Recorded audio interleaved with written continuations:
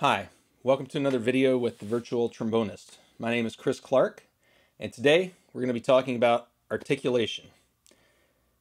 More specifically and more importantly, we're going to talk about clarity of articulation. So I was visiting some friends last week, and I had the chance to sit in and listen to a band rehearsal. Very good band, college level ensemble. And the question came up during the rehearsal and afterwards. We were talking about articulation, and one of the passages, the trombone section in the band was playing during the rehearsal. It sounded very muddy out front of the band. And these are all very good players, very capable, excellent college level players. So I knew it was not a matter of something they were able to do. And we began to discuss kind of how I work on articulation, and then we kind of got into what it really means to articulate and what we're kind of really going for when we're playing and performing.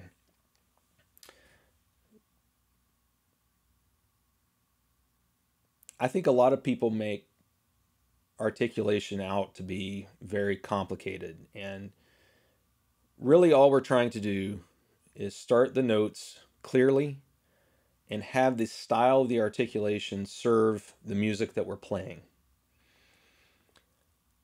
Many times, as trombone players, as low brass players, sitting in the back of an ensemble, what we do doesn't get out to the audience. I know you've all been told that probably in your lessons. You've listened to that in master classes, that, you know, the dynamics you do here don't get out to the hall.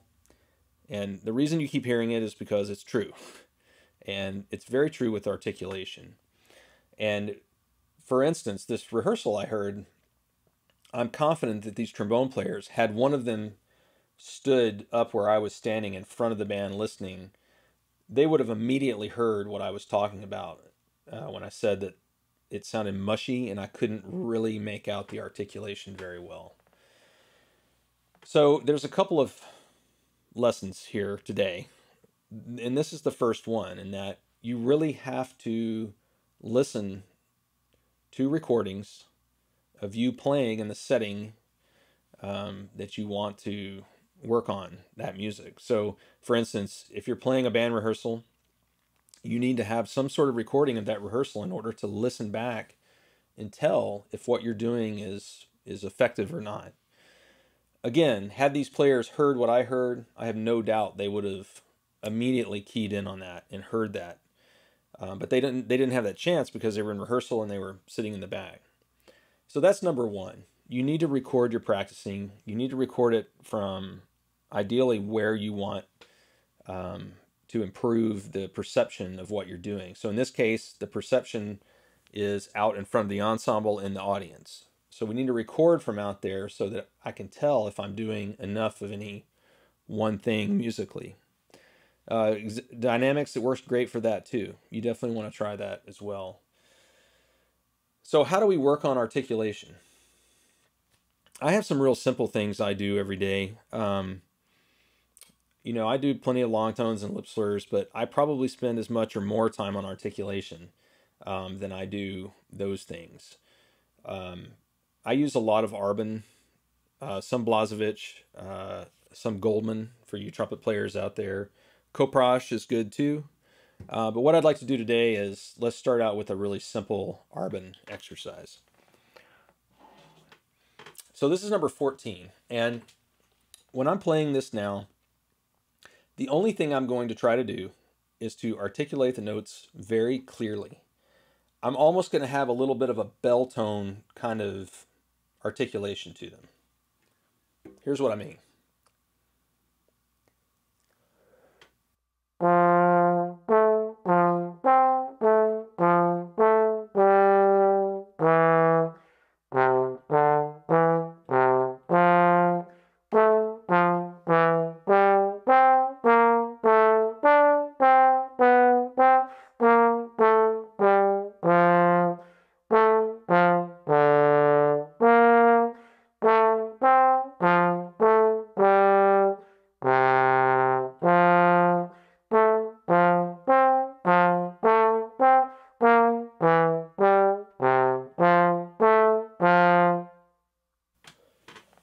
So, nothing complicated. That allows me the time and the ability to focus on that one thing. Now, since I recorded that, I'm recording it for this video, but I can also go back and listen to it. And the only thing, again, I'm listening for is a start to the note that's clear and starts exactly when I want it to. Whether the note is centered pitch-wise is another issue. And I could hear a couple of those in my mind as I was playing that I know are probably not centered if I listen back to it. So that's another thing to work on. And that's where your long tones come in, is to really zero in on where that note centers, both on your instrument and up here with the pitch that you're hearing in your head. But for now, I'm just worried about articulation. So there's another Arbin that's really good. It's a few pages away.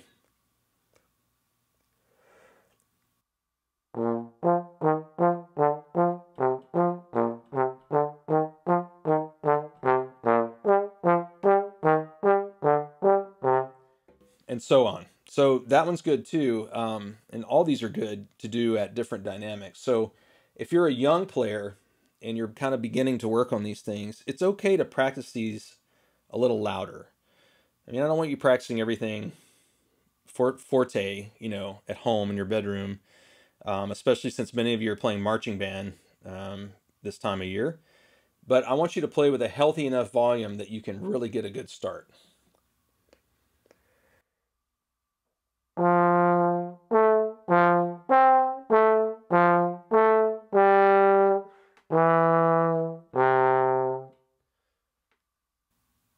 Then, as you get better, you can play it softer and still try to get that same clarity to the articulation.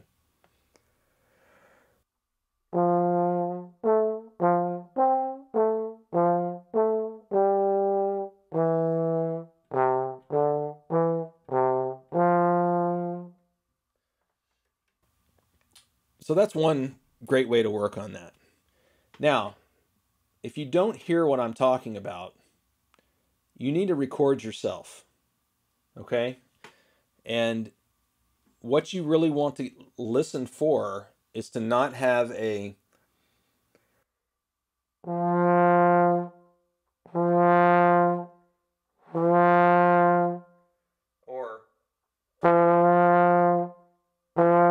I'm basically articulating every not so good way I can think of. But listen to the difference when I do it cleanly.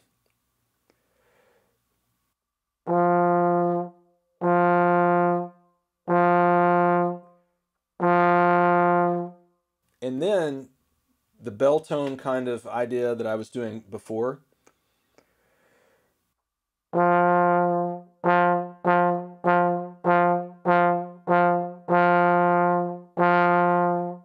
You know, you can play that same Arbin just on one note. Okay, let's go to something else. After you've worked on the Arbins and articulating those notes, let's talk about getting our air moving. Because tongue with no air behind it sounds like a whole lot of tongue. So you have to have the air coming right behind that tongue so that we don't get just a really thick smack at the beginning of the note. I have a really simple way I like to get my air moving, and I learned this from a friend of mine, Koichiro Yamamoto, and I think it's a really great little exercise. And all we're going to do is we're going to play on one note, and we're going to tongue the first note, ta, and then go. So if you hold your hand up, you can feel the air kind of pulses on the back of your hand. And I'm not tonguing those notes. I'm just using air. Okay? So I'll play for you what I mean.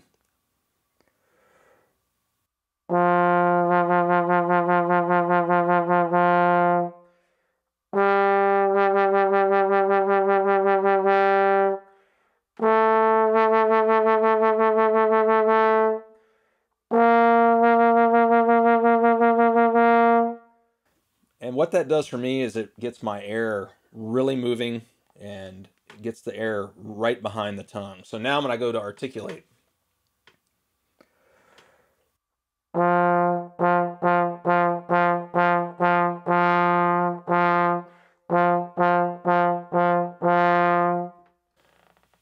it really feels like the air is driving forward through the trombone, and the response feels just instant to me. So that's a really good exercise to do, and you can do it in different registers.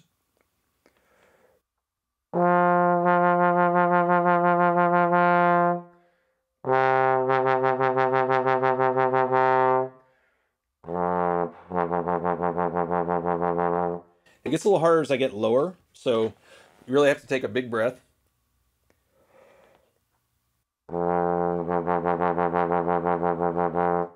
And really get the air moving. It's a great exercise for me, and really helps me to remind me every day to keep that feeling happening in my playing. Okay, I want to thank you for joining me today. I think this is a good beginning of a conversation about articulation. I think there are many more things we could talk about. If you have questions or comments, please leave them below. I'd love to discuss this more with my viewers. If it doesn't make sense, especially if it doesn't make sense, you don't understand what I'm talking about, then by all means say, what are you doing? I don't get it. And I'll try to explain it some more. The biggest thing to think about is what we want it to sound like up here. You need to be listening to great recordings of other brass playing, of string playing, of wind playing, vocalists, whatever it is. You find that makes a connection for you between great music and this instrument, and communicating that through the instrument. So we call those reference recordings. I'm sure we probably have a lot of the same ones. Great soloists, great brass groups. Those are wonderful places to start, but try to branch out to other instruments and other genres of music. So let's recap. Articulation, clarity. I want you to record yourself and think about what it sounds like out there. Not right here, but out there. That's what's important. Number 2, make the playing and the style serve the music you're playing. So if the music calls for a certain type of articulation, make sure that's what you're doing and what's getting out to your audience. Number 3, use these simple exercises. Arbin, the pulsing breath exercise, doesn't really have a name. I'm gonna call it that, the pulsing breath exercise. I think that's a really great help for that. You can also use, if you're a trumpet player, you can use the Goldman exercises.